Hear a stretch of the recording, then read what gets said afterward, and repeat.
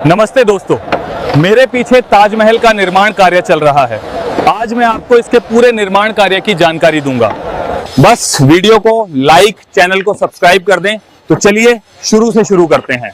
तारीख है 17 जून 1631। जगह है बुरहानपुर। आज की रात हवाओं में एक अजीब सी खामोशी है। बाहर बारिश हो रही है, लेकिन शाही खेमे के अंदर आंसुओं का सैलाब आया हुआ है। मैं देख पा रहा हूँ हिंदुस्तान के बादशाह शाहजहां को, वो जिनके एक इशारे पर तख्त हिल जाते हैं, आज एक बच्चे की तरह रो रहे हैं। सामने उनकी सबसे प्यारी बेगम मुमताज महल अपनी आखिरी सांसें गिन रही हैं। 14वें बच्चे गौहर आरा को जन्म देते वक्त उनकी हालत बिगड़ चुकी है। बादशाह का हाथ बेगम के हाथ में है। मुमताज की आवाज मध्यम है, लेकिन मैं सुन सकता हूँ वो बादशाह से कुछ कह रही है, एक वादा मांग रही है, एक ऐसा मकबरा जो दुनिया ने पहले कभी न देखा हो। और फिर खामोशी छा जाती है। मुमताज महल इस दुनिया को अलविदा कह चुकी है। बादशाह की चीख ने जैसे वक्त को रोक दिया है। आज एक प्रेम कहानी का अंत नहीं, बल्कि पत्थर पर लिखी जाने वाली एक नई दास्तान की शुरुआत हुई है। 1 साल बीत चुका है और अब हम आगरा में हैं। बादशाह का गम अब एक जुनून बन चुका है। मेरे सामने दुनिया भर के बेहतरीन वास्तुकार फारस से, तुर्की से और खुद हिंदुस्तान के कोने कोने से कारीगर आए हैं, लेकिन बादशाह की आंखों को कोई नक्शा नहीं भा रहा। वो कुछ रूहानी चाहते हैं। तभी उस्ताद अहमद लाहौरी आगे बढ़ते हैं। उन्होंने एक खाका तैयार किया है। जैसे ही वो नक्शा मेज पर खुलता है, बादशाह की आंखों में पहली बार एक चमक दिखाई दी है। ये सिर्फ एक इमारत नहीं है, ये जन्नत का एक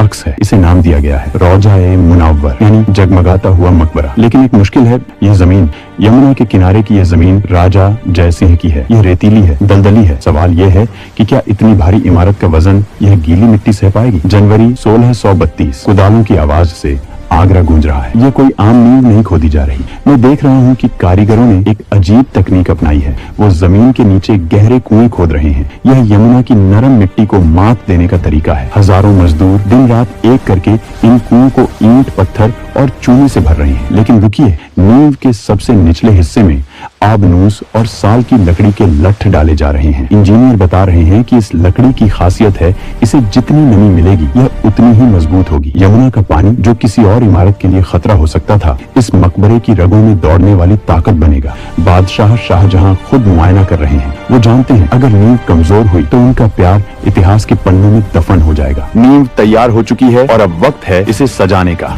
इसके लिए राजस्थान के मकराना से सबसे शुद्ध सफेद संगमरमर मंगवाया जा रहा है। आप सामने देखिए, यह धूल का गुब्बार जो उठता दिख रहा है, यह कोई आंधी नहीं है। यह 1000 हाथियों का काफिला है जो सैकड़ों मील दूर से सफेद पत्थर की चट्टानें खींच कर ला रहा है। सिर्फ पत्थर नहीं, इस सफेदी में रंग भरने के लिए पूरी दुनिया लुटाई जा रही है। चीन से हरा जेड, तिब्बत से फिरोजा, अफगानिस्तान से लैपिस लाजुली और अरब से मूंगा आ रहा है। कुल 28 प्रकार के बेशकीमती रत्न आज आगरा के बाजारों में उतर रहे हैं। खजाने के दरवाजे खोल दिए गए हैं। ऐसा लगता है जैसे बादशाह ने ठान लिया है कि वो स्वर्ग को धरती पर उतार कर ही दम लेंगे। साल दर साल बीत रहे हैं और इमारत अपना आकार ले रही है। अब हम मुख्य गुंबद के पास हैं। यह जो विशाल सफेद गोला आप देख रहे हैं, इसे बनाना इंसानी हाथों के लिए नामुमकिन सा लगता है। मचान इतना ऊंचा है कि नीचे खड़े मजदूर चींटियों जैसे दिख रहे हैं। अफवाह है कि मचान बनाने में ही ईंटों का इस्तेमाल हुआ है, क्योंकि बांस कम पड़ गए थे। दीवारों पर देखिए, यह अमानत खान शिराजी हैं, जो कुरान की आयतों को संगमरमर पर तराश रहे हैं। गौर से देखिए,